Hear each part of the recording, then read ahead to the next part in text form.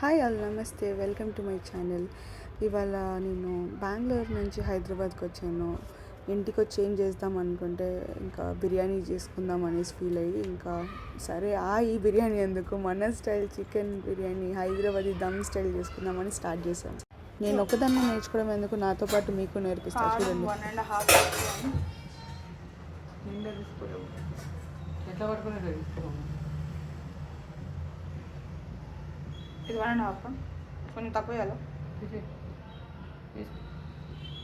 1.5 spoon కారం వేసాం. పసుపు ఎంత వేయాలి? 1 స్పూన్ వేయాలి.